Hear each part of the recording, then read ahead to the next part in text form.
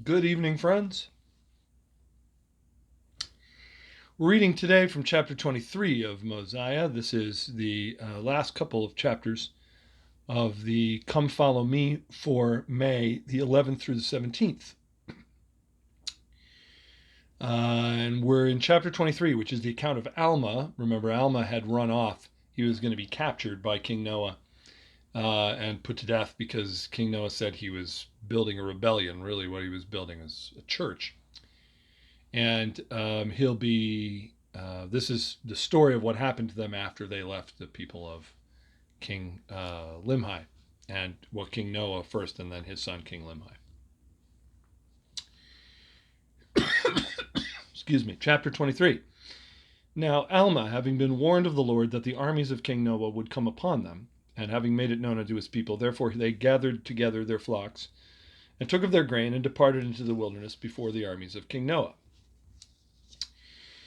And the Lord did strengthen them, that the people of King Noah could not overtake them to destroy them. And they fled 8 days' journey into the wilderness. And they came to a land, yea, even a very beautiful and pleasant land, a land of pure water. And they pitched their tents, and began to till the ground, and began to build buildings. Yea, they were industrious, and did labor exceedingly. This is actually a characteristic of the people of God. Generally speaking, they work very hard. Verse 6, And the people were desirous that Alma should be their king, for he was beloved by his people. But he said unto them, Behold, it is not expedient that we should have a king. For thus saith the Lord, Ye shall not esteem one flesh above another, nor one man shall not think himself above another. Therefore I say unto you, it is not expedient that you should have a king. Nevertheless, if it were possible that you could always have just men to be your kings, it would be well for you to have a king. But remember the iniquity of King Noah and his priests. And I myself was caught in a snare, and did many things which were abominable in the sight of the Lord, which caused me sore repentance. Nevertheless, after much tribulation, the Lord did hear my cries, and did answer my prayers, and has made me an instrument in his hands in bringing so many of you to a knowledge of his truth.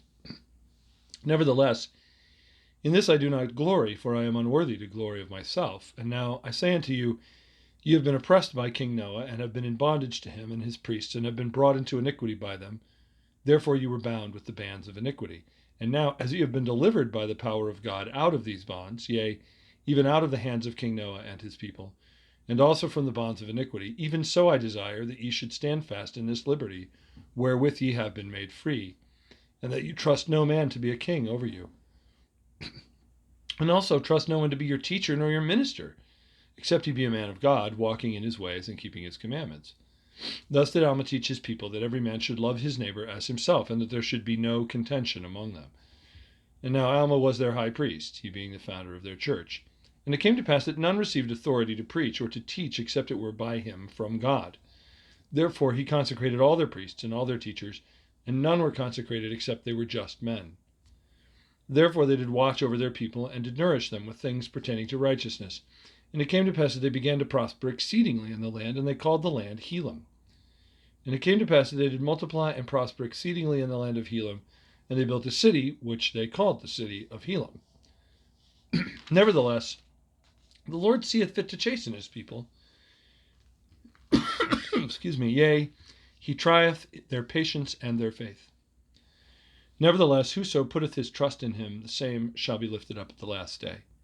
Yea, and thus it was with this people.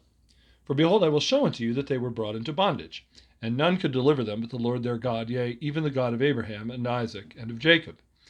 And it came to pass that he did deliver them, and he did show forth his mighty power unto them, and great were their rejoicings. But we're getting ahead of ourselves.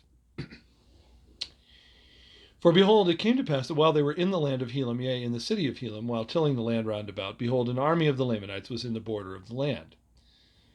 Now it came to pass that the brethren of Alma fled from their fields, and gathered themselves together in the city of Helam. And they were much frightened because of the appearances of the Lamanites.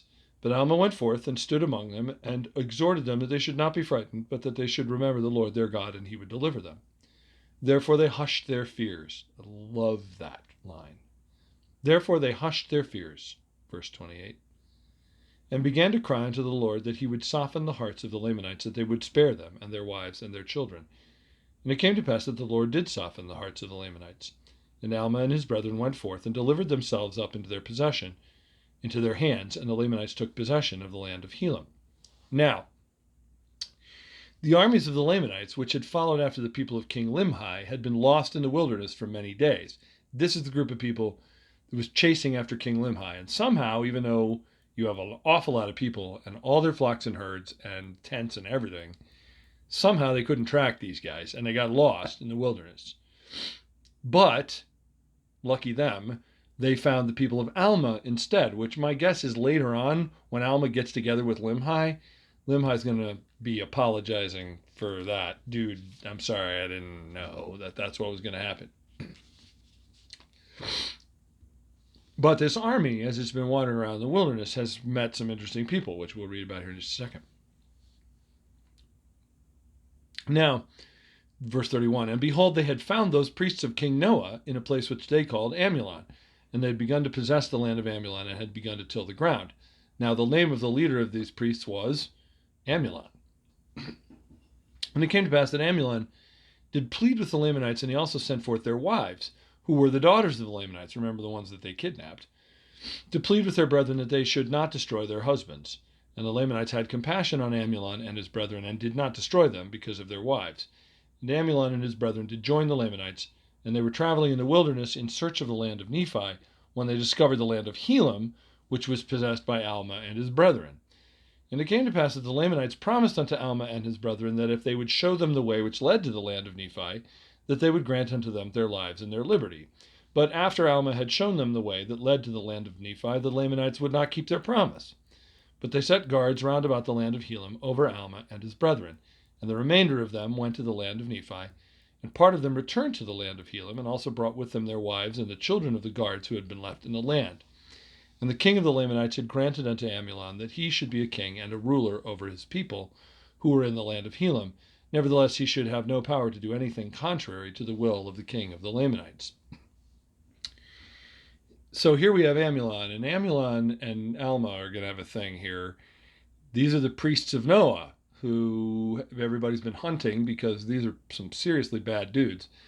And when they finally found them, irony of ironies, they take them prisoner, but then they sort of set them up as being rulers over the people of Alma, whom they didn't even know were out there in the wilderness. They had no idea they were there. They just wandered around and bumped into them. We're going to find out what happens to them in the next chapter.